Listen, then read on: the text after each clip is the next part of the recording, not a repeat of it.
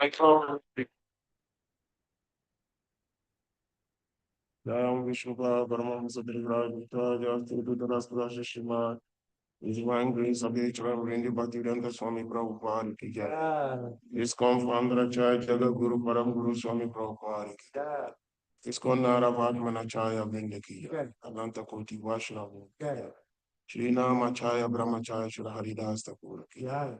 प्रेम से केवल कृष्ण चैतन्य प्रभु नित्यानंद श्री अद्वैत गदाधर श्रीवासादि गौर भक्तवृंद श्री श्री राधा दामोदर गोपा गोपीनाथ श्यामा कुंज राधा कुंज जगदान की जय वृंदावन धाम की जय मथुरा धाम की जय नवद्वीप धाम की जय अयोध्या धाम की जय नीलाचल जगन्नाथपुरी धाम की जय सीतामाईपुर धाम की जय गंगा माई की जय भक्ति देवी की जय तुलसी देवी की जय यमुना माई की जय Yugdam Harinam Sankirtan ki jai.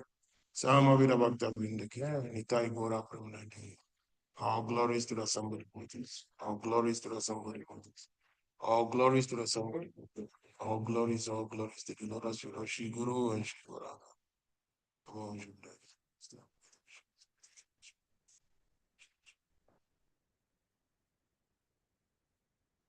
Thank you very much for joining us in this class. Today's reading is taken from Srimad Bhagavatam, Canto 7, Chapter 3, text number 14 to 16. So we're going to read 3 verses today. Canto 7, Chapter 3, text 14 to 16. Om Namo Bhagavate Vasudevaya. Om Namo Bhagavate Vasudevaya. Om Namo Bhagavate Vasudevaya. Om Namo Bhagavate Vasudevaya.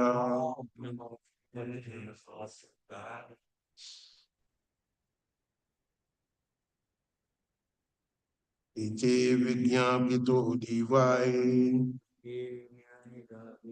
Bhagavan Atma Nirpa. Parito Brugu Dakshadaya. Yo Datya Swara Shramam.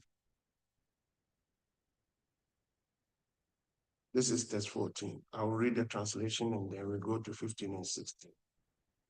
Translation.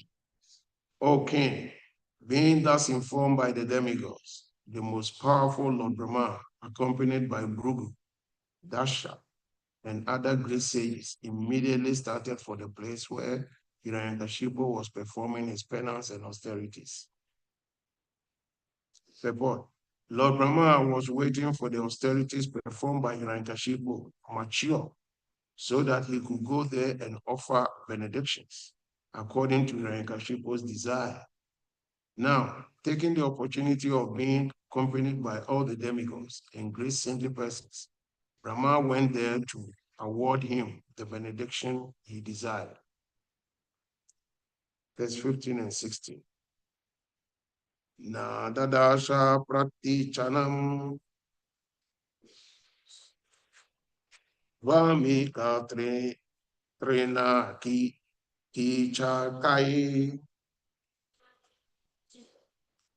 pili kabi achiram medas twan mamsa shonitam Quantum tapasa lokan yata brapihitam ravim ilakshya vishmita paha ha shantam hamsa vibhana.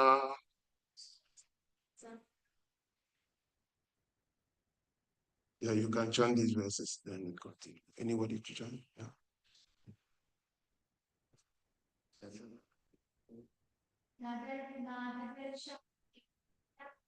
Nadasha pati chanam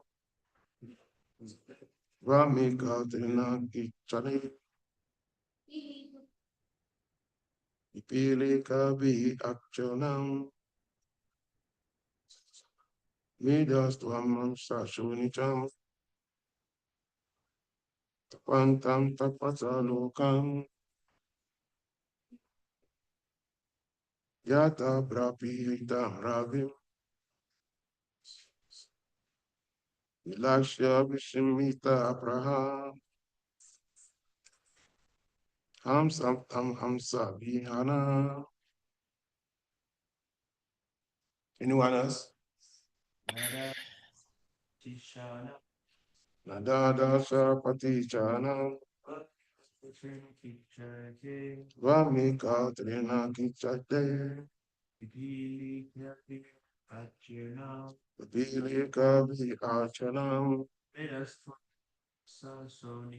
Midas Twamam Sasonitam Tapantam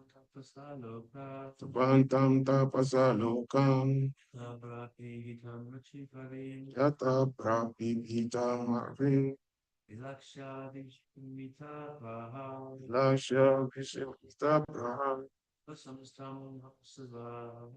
Asamtam Hamsa.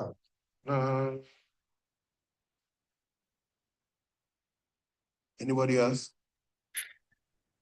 Nadadarsha Pratichanam Nadada Saprachitanam Vamika Trinaki Chakahai Vamika Trina Kitakai Pipilikabir Achirnam Apili Kabi Achanam Medhastvan Shonitam Midas Twamamsa Sunitam Tapantam Tapasalokam Tapantam Tapasalokam Yata Bra Hitam Yata Yata Brind Rapiti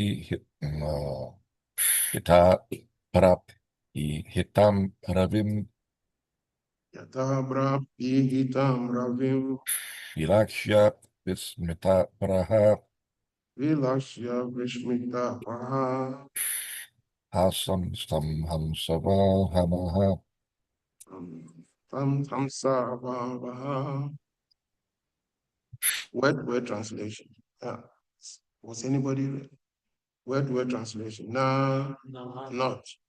Adasha, so, Pratichanam, covered. Vamika, by an anthill. Trina, grass. Hichakai, and bamboo sticks. Pipili kabi, by the ants.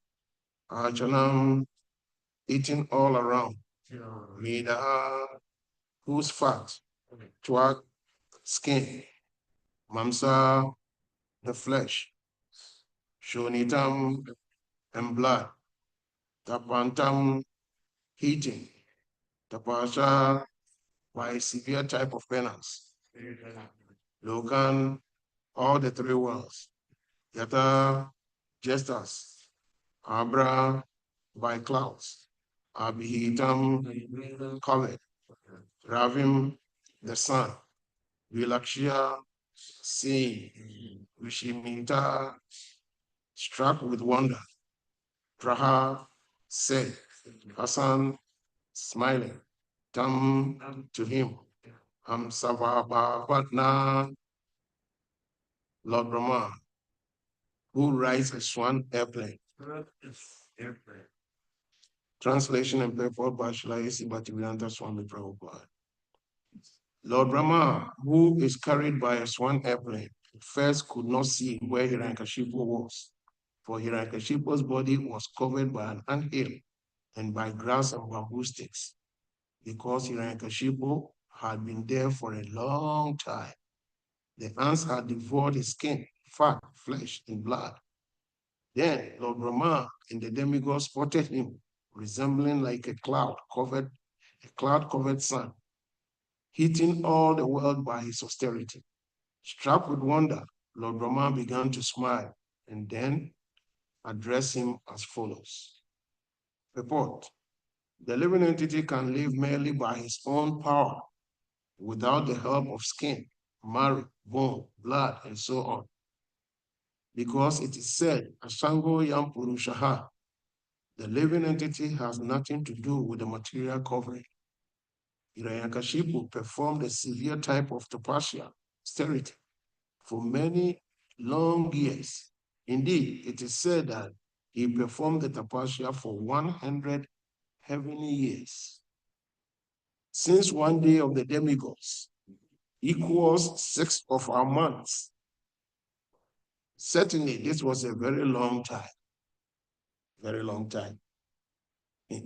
because the one day of the devas is said to be equal to 6 months, 6 of our months. So which means if you multiply 6 months by 30, if you multiply 6 months, our 6 months is 1 day.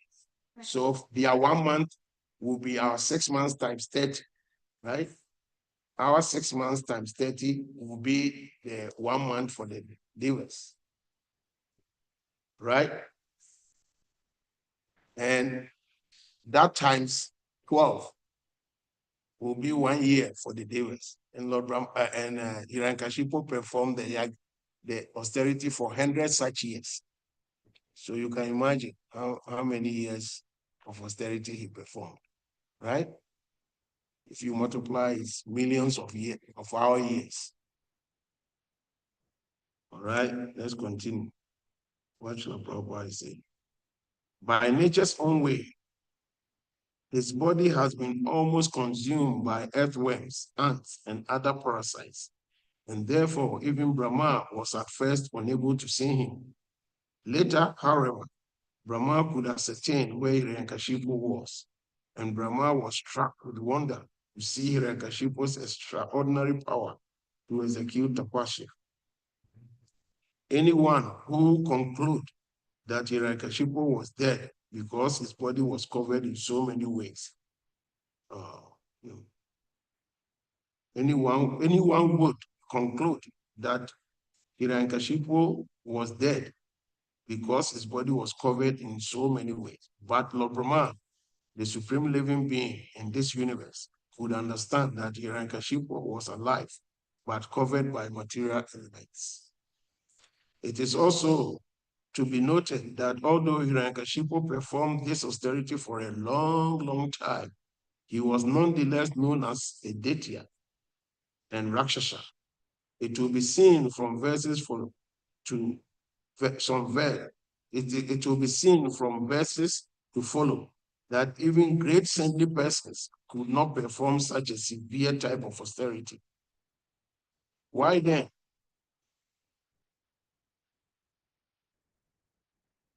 Why then was he called a Rakshasa and Daitya? It is because whatever he did was for his own sense gratification. His son, Prahlad Maharaj, was only 5 years old.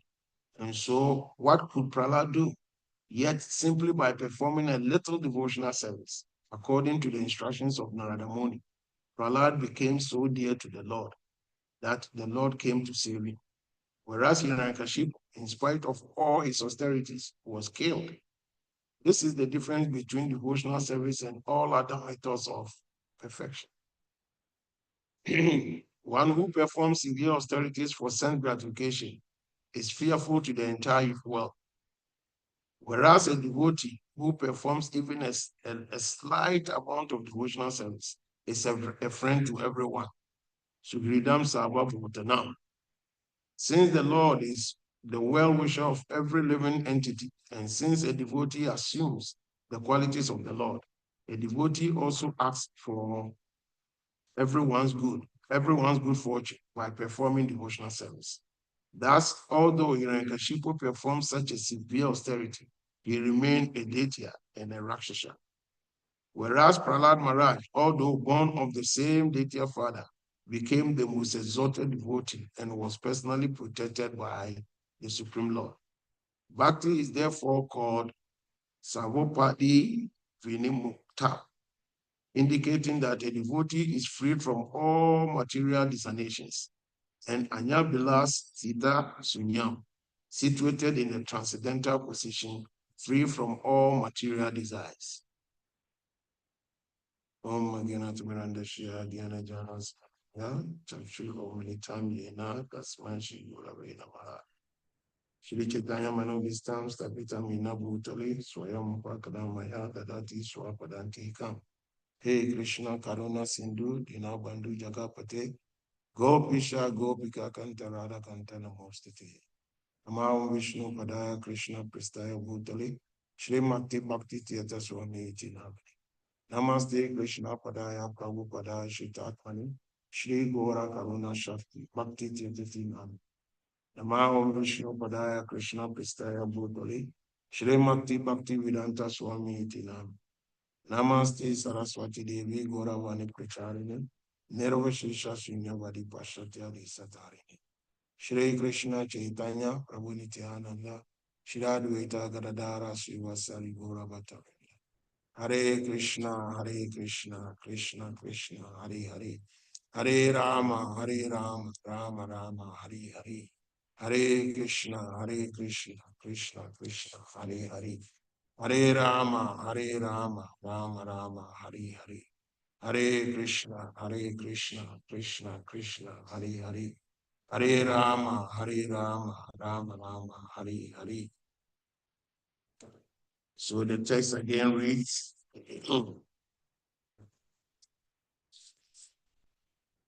O king, being thus informed by the demigods, the most powerful Lord Brahma, accompanied by Bhrigu, Daksha, and other great sages, immediately started for the place where Hiranyakashipu was performing his penance and austerities.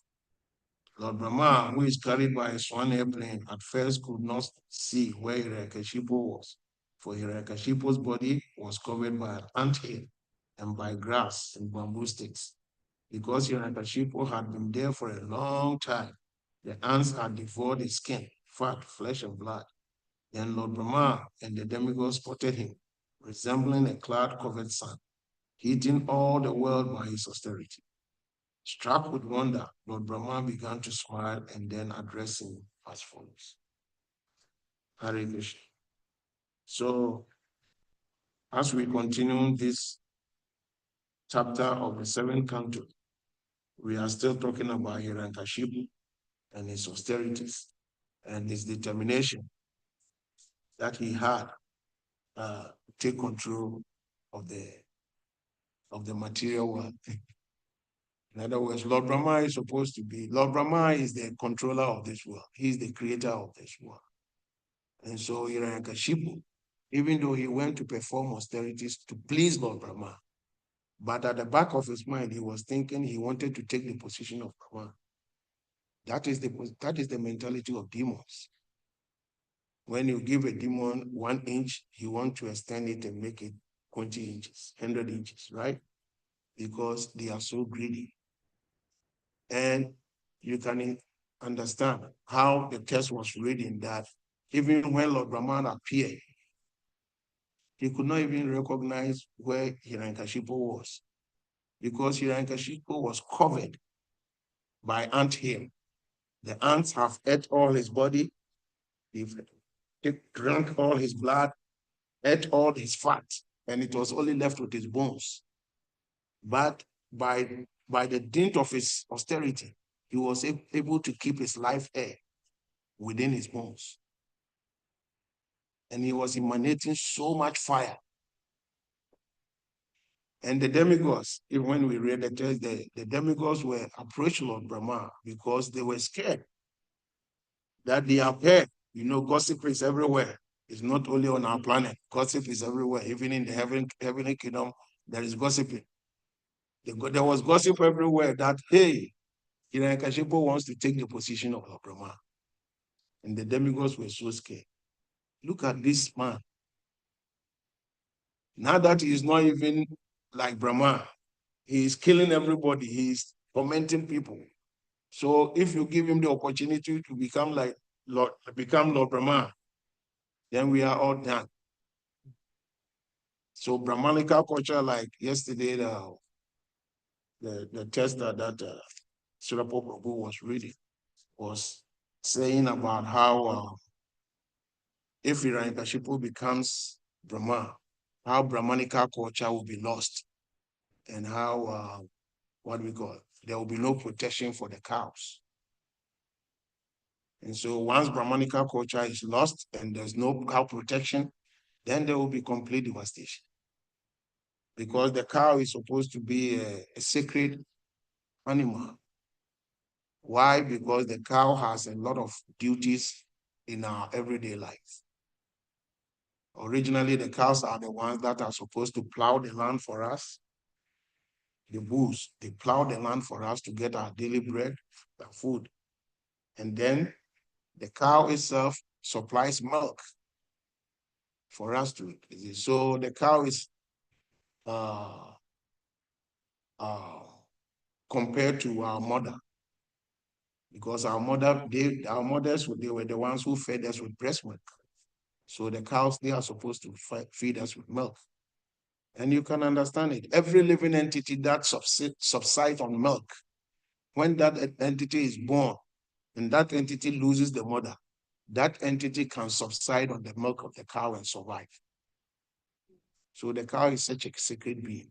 And that is why in Isaiah 66 verse 3, when he was describing the sacrifice of the hypocrites, he compared the death of the cow to a human being. He said, he that killeth an ox is as if he kills a human. In Isaiah 66 verse 3. So the cow is such a sacred being. And the more we protect the cow and we sustain the Brahmanical culture, then there will be peace. Why? Because the Brahmanical culture the Brahmana is supposed to be the head of society. And once the head is sane, if the head is sane, is good, then the body will be good. Because the head will tell you when there is an in any part of the body, the head will let you know that something is wrong with the body. So fix it. But if the head is rotten, then the rest of the body is rotten. Nothing good can happen. And so once Brahmanical culture is devastated, is spoiled, then nothing good will happen. Right?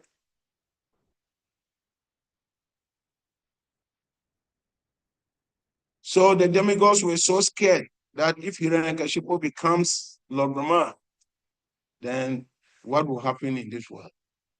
What is going to happen? Because he's going to make sure that he kills the Brahmanical culture, and he will not protect the cows.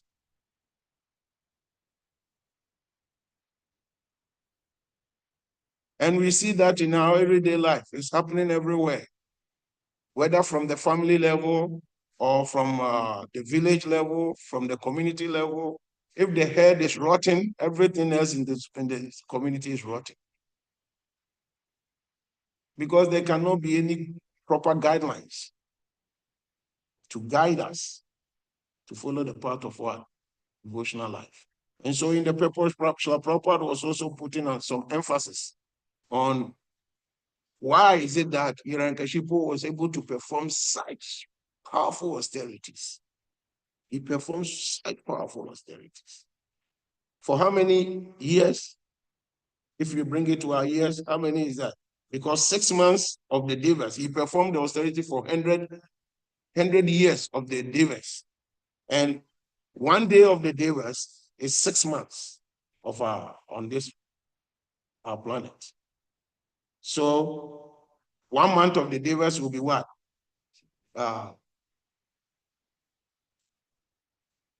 180 days. 6 months is 180 days, right? So their 1 day is 180 days here, right? So their 1 month will be 180 times what? Times 30, right? On this planet.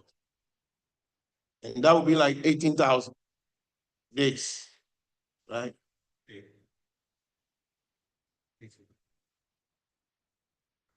Huh?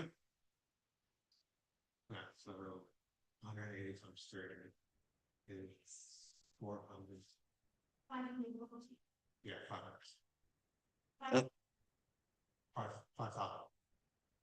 Okay.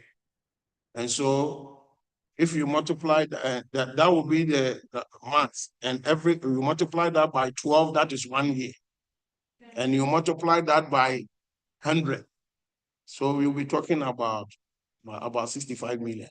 If you calculated it, somewhere around that. So Lord Hiranyakashipu was able to perform that type of austerity. So you can understand, when the demon wants something, he'll go to every extent to achieve it.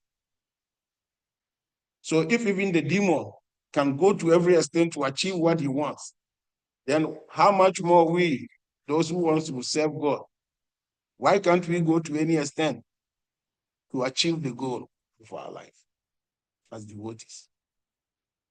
Hiranyakashipu didn't care.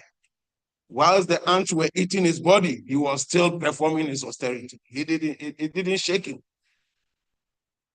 But if you are a devotee and you perform some little devotional service and some impediment comes, some little impediment comes, then you are running away and you start complaining. So these are there to let us understand that once we are focused to achieve a particular goal, we should have enough determination to push us. All right? Other than that, we will become discouraged with any little impediment that comes our way. We become very discouraged. Any little impediment. But we are being told over and over again that we should stand firm even when the impediments come. And that's why spiritual life is very important. Once we start performing spiritual life, don't expect things to be so easy. Other than that, then look at the Pandavas. They were living with Krishna. They were walking with Krishna, the Supreme Lord himself. But look at the impediments that came their way. They had to go to Ezra 2 times. The second time they went on Ezra, they went for 13 years, right? And during this time, they suffered a lot in the forest. But they were very good friends of the Supreme Lord. They were even cousins with God himself, Krishna. So if they have to go through these impediments, what to think of you, who cannot even think about Krishna?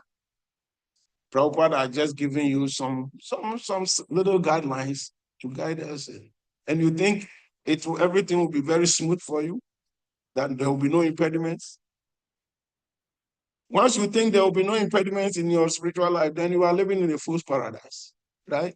How can you even go to school and think that, oh, I like this school because they don't perform any test here. This school, one of their principles is that there's no test.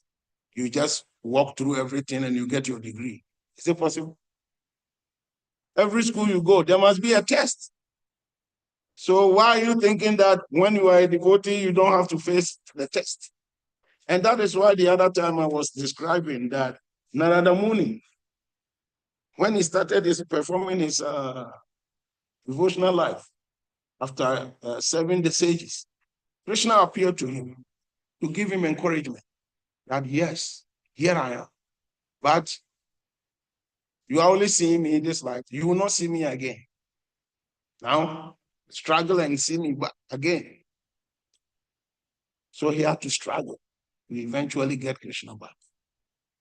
Right? Same thing happened to Dhruva Maharaj. Right? And the path of the cross, Jesus Christ, he demonstrated for the path of spiritual life. He demonstrated it physically for us to see. So the carrying of the cross, in the beginning, he was very strong. They were giving him whips, but he was so strong, he didn't care. He was taking the whips. Then there came a time in his life, in the path, that he started stumbling, falling down because he had become so weak, right? He started stumbling, falling down. But when he falls down, the canes don't stop. The whips were still coming. And he would struggle to wake up. So when the Lord looked at him and the Lord see how he was going through all these impediments, the Lord said, no problem. So the Lord sent somebody, Simon, who came. And Simon pleaded with the soldiers, oh, can I help him? They said, sure. So he gave the cross to Simon. And Simon carried the cross for him to gather strength, for Jesus to gather enough strength. So when he had gathered enough strength, the cross was given back to him, right? And then he carried it finally to glorification. All right? So when you start practicing spiritual life, you can see in your personal life every day. The first time we joined devotional service, you are so enthusiastic, right? Everything you see, yeah. You want to participate, you want to help, like this. Even the scent when you are walking in town, you can smell the scent of the devotees from like far away. Some special scent. Have you experienced that before? When you join in the beginning, you smell the scent. But when you are in for a while, after a certain point in time in your devotional life, you will not even smell the scent anymore. The enthusiasm that you have begin to wane down, go down and down. There come a time, if you are not very careful, you begin to think that, I think these people are weird. I can't be with them. I have to find my way. This is the time when Jesus was on the ground. He couldn't even carry the cross. But Krishna is so merciful. When it comes to that time, he brings one devotee in your life, one or two devotees. They will come and they will say some encouraging words to you. Or you listen to one class, and that class immediately helps you up. Wow, I almost left. Wow. So this is the Simon who comes into your life to help you carry the cross, right? So once you see that, you inquire continuously, submissively. And by gradually inquiring, then gradually, the enthusiasm that you had in the beginning will gradually be coming. And this time when it comes, it stays. It doesn't wane off. It comes, but it will be coming gradually. It comes gradually. Then there will come a time that your faith becomes what? Steady. And nothing can what? Can discourage you again. This is the path of devotional life. So don't think that people were thinking that, oh, once I start serving God, then there will be no problem. Everything will be good. My business will be booming. I get a lot of money. Everything will be okay. I can go on any vacation. And that is living in a fool's paradise. That is not how it works. Because there must be some test. There must be some what? Something to prove that you are actually serious. But unfortunately, we always don't want to go through that test. We just want everything to be so rosy for us. Oh, I'm chanting my rounds and everything is okay. I'm very happy. No, it doesn't work like that. It doesn't work like that. Even a demon like a sheep, what did he want? He wanted to be immortal. But before he gets that immortality, what happens? He has to shed off his flesh. He has to perform austerity to the extent that the ants eat all his flesh, drink all his blood, and eat all his fat, the fat in his body. They ate everything until Lord Brahma appeared and benedicted him by saying that, hey, I cannot make you immortal. But Hiranyakashipu was taken. That is the mentality of the demon. He says, I cannot be immortal. That's okay. But I will trick him to make me immortal. Oh, okay. If you cannot make me immortal, that's okay. But give me a benediction that no human or no animal can kill me. Lord Brahma said, so be it. No human being can kill you, no animal can kill you. Also benedict me that no weapon made by anybody, whether demigods or humans, can kill me. Oh, you have it. Lord Brahma said you have it. Okay, benedict me again that nobody can kill me either in the sky or on the earth. Lord Brahma say, you have it. Okay, again, benedict me that nobody can kill me outside of the room or inside the room. You have it. So at the end of the day, you go, wow, I got it now. Now I'm immortal. Because if I cannot be killed in the room, if I cannot be killed outside of the room, then where? If I cannot be killed on the ground and I cannot be killed in the sky, then where else can you kill me? If I cannot be killed by any animal or any human, then who else can kill me? So he was thinking he was immortal. But it is said that if God wants to kill you, no amount of benediction can protect you. And if God wants to protect you, no amount of torture can kill you. So that is where we are now. So we have to be very serious with whatever we are doing, and then Krishna will solve the rest. Does that make sense? Hare Krishna. I will leave some room for questions. Because if you say something and people don't get clarification, then whatever you have said doesn't mean anything. So are there any questions? Somebody's hand is up here. Who is that? Please.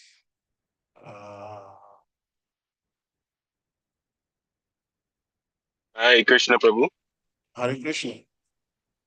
Yeah, my question is I joined a little bit late to the class, but you did mention something about inquiry. My question is, how can one establish better inquiry? There's times when I want to inquire based off, what was being talked about in a Bhagavatam class, but I don't know exactly how to articulate my inquiries sometimes. And I guess inspiration comes from Maharaj Parikshit. He just has such great inquiries in the Bhagavatam when he's inquiring from Shukadev Goswami. So is there any way that one can, establish better inquiry as far as, I guess, helping to help absorb what's being articulated in the class? Hare Krishna. Hare Krishna. You heard the question, right? Yeah. So he's saying that how can he inquire? Because sometimes you have some question, but you don't know how to actually articulate it. How should I say it? Right? So Krishna has already showed us how to ask questions. Tadvidi paripatina pariprashina sivaya upadikshantitegiana. That is the process. He said, approach the bona fide spiritual master, inquire from him submissively, render service to him. So the process of inquiry, if you are not able to articulate yourself properly, then the second you use the second part of it by rendering service. Because once you begin to render the service, somehow or the other, the super soul in the heart will begin to help you to bring out, to articulate your questions, to inquire properly. Because sometimes we even get bewildered by the super soul himself, because we are approaching something and the mood with which we want to inquire is not in a submissive mood, but we are in the mood of what? Pride, in a challenging mood. And once you try to approach anything in a challenging mood, then most of the time you get bewildered. Even to articulate yourself becomes a little bit difficult. But once we try to humbly inquire, then somehow or the other, the question, you might not even know how the question came. You ask a question and the question becomes very beneficial to everybody. So the best way to inquire is one, whenever you are going to inquire, because this one I'm telling you is even outside, it's not, you just let's put spiritual life aside. If even you are a student in a school and the teacher, the professor or the teacher is teaching, and you want to inquire, you want to ask a question. Most of the students, whilst the teacher is speaking, he is trying to formulate his question. So he's not even listening to what the teacher is saying. And a lot of students, even after asking their question, when the question is being answered, instead of being submissive to listen, he is still formulating, trying to formulate the second question. And so by the end of the day, you don't get any results, you don't get any benefit. So the best way to be able to ask questions is, number one, learn how to listen attentively, very attentive. And once you listen attentively with a submissive heart, then Krishna himself will help you and you can articulate your questions. But if the question doesn't even come, don't worry. Do some service. Try to render some service.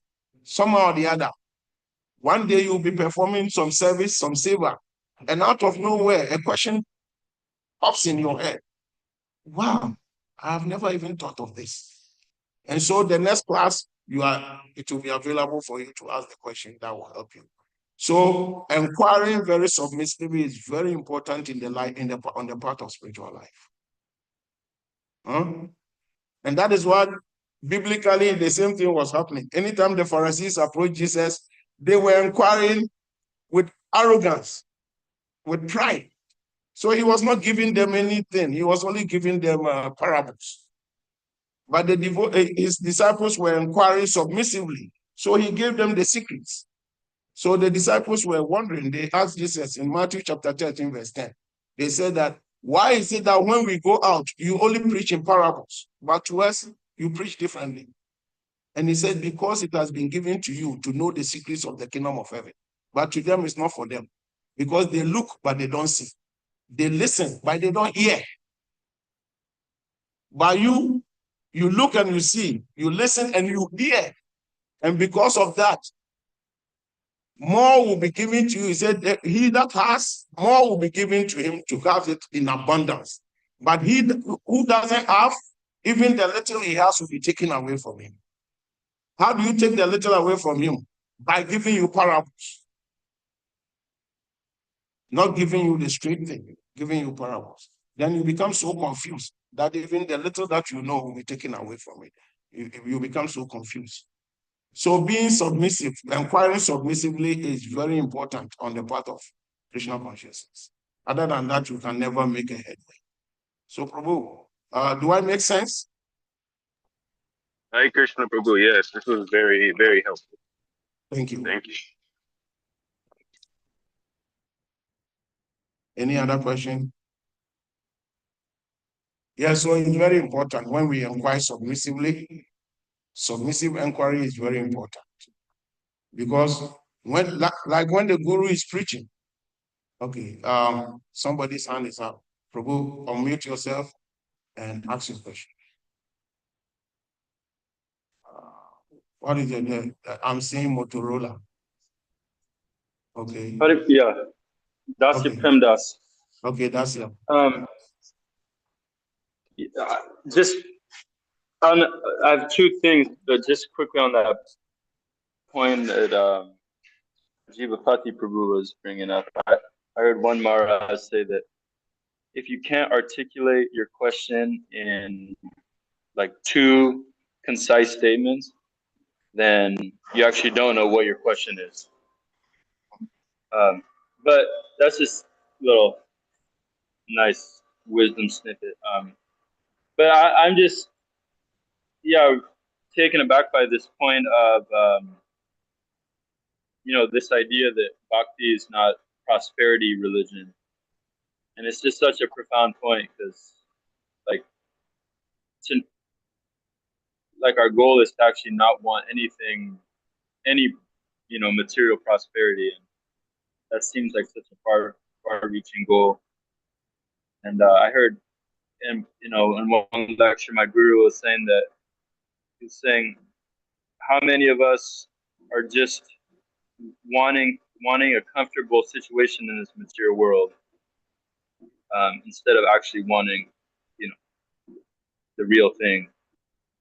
So it's just struck me so much, like, yeah, how much myself I'm just practicing just for, try to get some comfort in this material world and live a more materially peaceful life. But actually, our goal is to disregard that. So I guess, yeah, it's just some comments and. Okay. Yeah. Yeah, I perfectly understand where you're coming from. And it happens a lot among the life of devotees. Most of the time, devotees, when we perform devotional service, we first think about our comfort zone first. A lot of people, you ask them, oh, I'm trying to make some money. When I make money, then I can serve the deities better, right? It doesn't work that way. So it becomes like business. Krishna, give me money first, then I will serve you. No, that is not the way it works, right? And that's why last week I was making that quote when Jesus was telling his disciples. In Matthew chapter 7, verse 7, Jesus told his disciples, knock and it shall be opened. Seek and he shall find. Ask and it shall be given to you. But before he told them that, he had already hinted them what they should ask, what they should knock. How did he hint them? Matthew chapter 6 from verse 25 to 33. He says, when you are asking something from God, don't ask of what you eat. It has no value. Are you telling me? Are you kidding me? The food I'll eat is not important? Then how will I survive? But he's saying, don't ask for the food that you eat. It has no value. And he gave you an example. He said, look at the birds of the air. They don't have no farms. They don't have no barns to store food. But every single day, the Lord feeds them. Any bird, first thing in the morning, if a bird flies, the first place the bird will stop, there will be food. And he went further to say, if even God, in his merciful way, is feeding these entities, how much more you, who have decided to dedicate your life to him, you think he will not feed you? Then he went further to ask, don't ask for what you clothe yourself with. It has no value. Look at the lilies of the water. Lilies. You see the lily flower? He said the clothes that God has given them. Even Solomon in all his glory never had any clothes as beautiful as that of the lilies. So how much more you, who have dedicated yourself to? You think he will not clothe you? So in verse 31, he said, so if you are asking something from God, seek ye first the kingdom of God and his glory, and the rest he shall automatically add unto you. Krishna says the same thing in the Bhagavad Gita, right? For my devotees, I carry what they lack and preserve what they have. Sometimes we may think that we need something, but in actuality, we don't actually need that. But in our little mind, we were thinking, oh, I need this thing. It's very important. I need it. But in actuality, you don't need it. And so if you are very devoted to Krishna, once Krishna knows that you don't need it, he's not going to give it to you. But what you really need, he will supply. That is how it works. But unfortunately, most of the time, we try to worship God with the business mentality. We are always business-like. Oh, when God gives me this, then I'll do this. Or if even you don't ask that first, you are saying, oh, I'm worshiping God so that Krishna will benedict me with things that can let me live very comfortable. Huh? That is business. You don't do business with the Lord. You serve Krishna out of what? Duty. And as long as you are serving Krishna out of duty, whatever Krishna thinks that is good for you, Krishna will give to you. Let me give you a quick example. Let's assume you are praying according to your karma. You are supposed to be killed by a BMW car, right? That is what your karma says. You are supposed to be killed by a BMW car.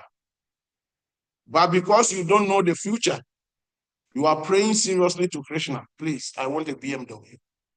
What does it mean? It's as good as saying, Krishna, I want to die. Kill me.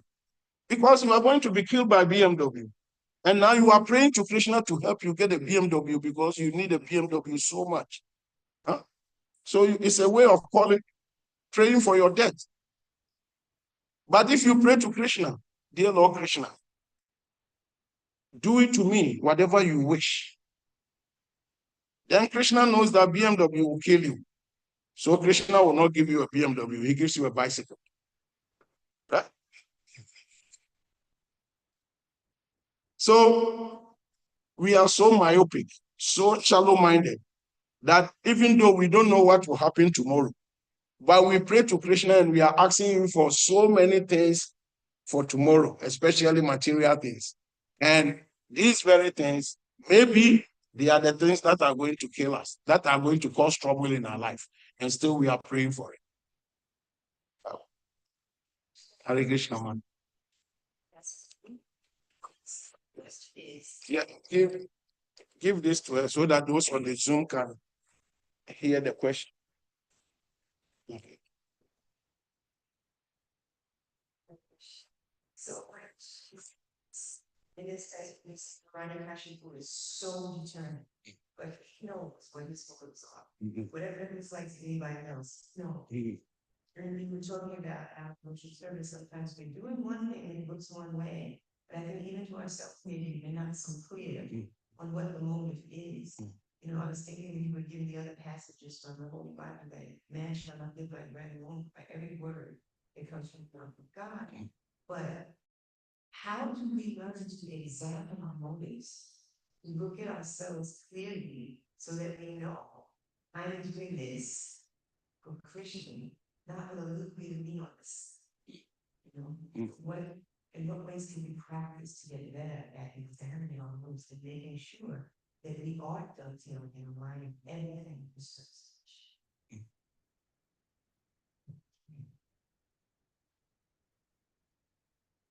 Yeah, if you didn't hear the question, Martha's question is that most of the time we do something and maybe at the back of our mind, we're thinking we'll be having some material motives. But how can we live our lives in such a way that we will be we can forget about all those material motives and be focused on just service to Krishna? Is that your question? Yes, and how can we be clear about what should we do to examine ourselves in that? Yeah. Okay. So we can get that clarity, because I think sometimes it's really just not having the clarity. You think something for a good reason, but underneath it, there's another motive. Exactly. So the point remains like this. Let me give you a everyday example. If you ever have a fight with your husband at home, heated argument before you go to work. Now, when you go to work, what happens? You'll be working all right. You'll be doing your usual chores at work. But what happens? At the back of your mind, what will be lingering? Something will be lingering at the back of your mind. And what will be the fight that you had at home? And even though you are seriously working, but you are still thinking at the back of your mind, oh, why did I say this? Why did he say this to me? Doesn't he love me? So you'll be busy working, but at the same time, you'll be seriously thinking about what happened. So Krishna consciousness should be the opposite. Krishna consciousness should decide that you'll be busy working, but at the back of your mind, you should be thinking about Krishna, how to serve Krishna, calling Krishna's name at the back of your mind. And because it's so difficult for us to do, that's why when Arjuna asked Arjuna, control the mind. Arjuna said, oh, Krishna, you are kidding me. Are you kidding me? To control the mind is easier than even when the wind is blowing, when there's a hurricane, and Arjuna, I spread my hand to control it. It's easy than to control the mind. Krishna says, yes, it's true. But with what? With constant practice. And what? And detachment, we can do it. So how do we get the constant practice? And that's why Srila Prabhupada has given us the process of sadhana bhakti. That is the constant practice. With the constant practice and determination, gradually, we can bring ourselves to the extent that we'll be able to be thinking of Krishna even while we are busy doing other things. Right? And so that is the whole purpose. That Prabhupada says, chant your 16 rounds. Actually, it's not a matter of just chant 16 rounds. It's a matter of training yourself to the extent that even when you go to sleep, the mantra will be ringing in your head. That is devotional life. That is the level you have to come to. But because we are children, we have to be, he has to start us from somewhere. That's why we do deity worship. All these things are there to help us gradually build our mental power to the extent that there will come a time in our life where always Krishna's name will be ringing in our head whilst we are even indulging in any activity. So that is the simplest way, that we train ourselves.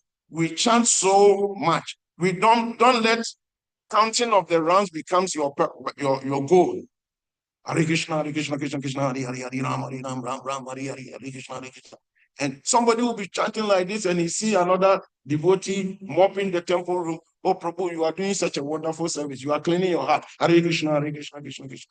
If you seriously believe that he's cleaning his heart, why are you not helping him?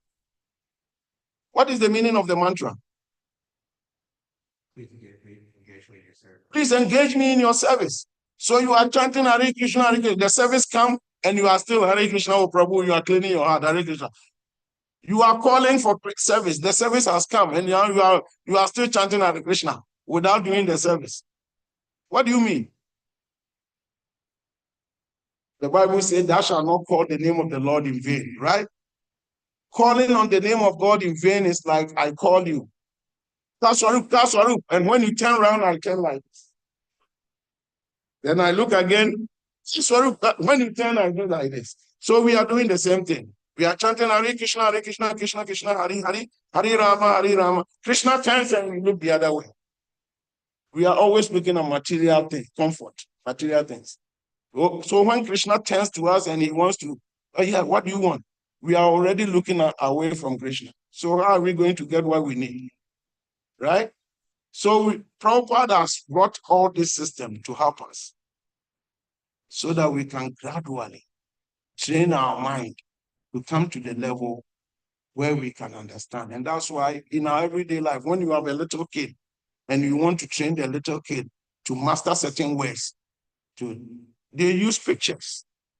What is a lion? He doesn't understand anything like what a lion is. But by constantly looking at the picture and you are saying a lion, there comes a time it sticks in the mind. So anytime the child sees that picture, a lion. So that is what Prabhupada is training us to do. We're seeing the deities every day. Oh, Radha Damodara. So we come to a level. One day, you see the picture of Radha Damodara everywhere, and automatically, that is what comes to our mind, Radha Damodara. It's a process of training our mind to come to the proper level. Does it make sense? Yeah. So we have to actually learn. This process that we have been given is not some process that is in the what is just in space. It's for our own benefit.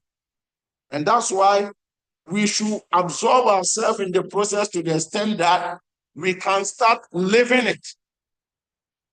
My Guru Maharaj, Srila Maharaj says that if even beginning you can't do it, pretend to do it. And by constantly pretending to do it, there will come a time that you will think, no, I need to do it.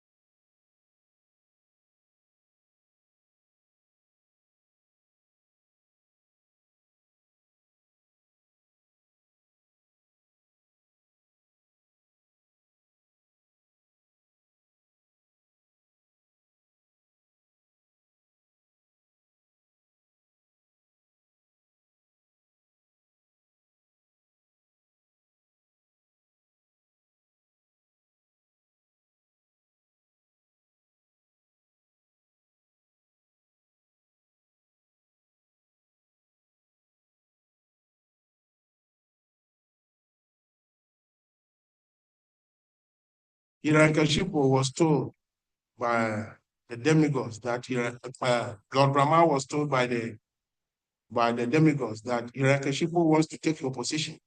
And yet Brahma goes and still gives him a benediction. Why is it that? When somebody wants to go and steal, he wants to go pickpocket, and he prays to God, oh dear Lord, please help me, I want to pick this pocket. You think God will not listen to his prayer? Because God has the power to kill you, right? He knows stealing is not good. He has the power to just, this boy is crazy. Why does he want to steal? I will just kill him and end process. And the case, if you take the story, the case of Adam and Eve, when Eve stretched his hand to pluck the fruit, you think God did not see her plucking the fruit? Why is it that God did not hold her hand and say, stop, I've already warned you, this is not good. Why are you plucking the fruit? No, that is not the way God works. God has already set his system in motion, right? So if you want to go and pick pockets and you pray, he will let you go and pick the pocket. But once your hand goes into the pocket and they grab it and the slap is coming, God will not stop the slap too. He will let the slap come. So even though Lord Brahma knows the mentality of Hiranyakashipu, but he has already performed the austerity. He has qualified himself. So if you read the text here, listen to what Lord Brahma said, text 14. He says, O king, being thus informed by the demigods, the most powerful Lord Brahma, accompanied by Bhrigu Daksha and other great sages, immediately started for the place where Hiranyakashipu was performing his penance and austerity. Now the purport. Lord Brahma was waiting for the austerities performed by Hiranyakashipu to mature so that he could go there and offer benedictions according to Hiranyakashipu's desire. The process has already been set in motion. If you perform this austerity and you want some material benediction, you get it. That is how the system has been set. So Lord Brahma will not deny you from that. Once you perform the austerity and you get your austerity is matured, he will benedict you. But because Hiranyakashipu was worshiping a demigod, he had a lot of material motives. So in Bhagavad Gita 7, verse 20, Krishna says, those whose hearts are covered by material desires, they worship the demigods and they get whatever they want. But those who worship the demigods will go to the planets of the demigods. Those who worship spirits and ghosts, they go to the planets of such beings. And those who worship ancestors goes to the planet of the ancestors. But those who worship me, come to me. So the choice is yours. That's why we have free will. You can decide to perform austerities, fast on every Ekadasi, nature, fast, do everything. But if you are thinking of getting some material benediction, then you get the material benediction and you are done, right?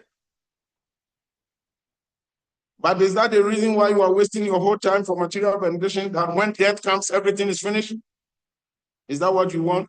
So yes, the demigods, if you worship them and you have material desires, as long as your austerity is performed to the letter, they will benedict you. So Lord Brahma had no choice but to benedict Hiranyakashipu. But if you understand, Hiranyakashipu was wanted immortality. Lord Brahma said, me Brahma, I'm not immortal, so I can't give you immortality. I can't give what I don't have. So I can only give you what I have. And so Hiranyakashipu thought he could trick Brahma. And so he brought up all these other things, right? So it's like that. If you think you are smart, you end up being cheated. There is a story of this one man who heard about Ajamil's pastime, that Ajamil has named one of his children Narayan. And during the time of death, whilst he was calling his child, because the child has named Mr. Narayan, Narayan sent the vision gators to come and protect him. So the guy said, I will do my nonsense, but all the children I have, he had about 30 children. He named all of them about the different names of Krishna. So when he was weak in bed and he was about to die, he started calling the children Narayana, Vishnu, Damodara, Krishna. He called all the children. And he mentioned all 30 names. They all came around him. And he said, now that all of you are here, who is watching the shop? And he died.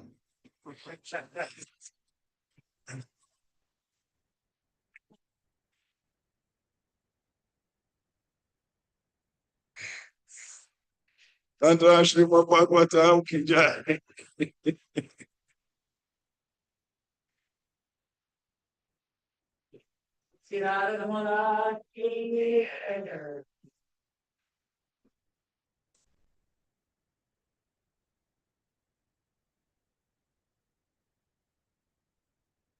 Govinda, the Purusha.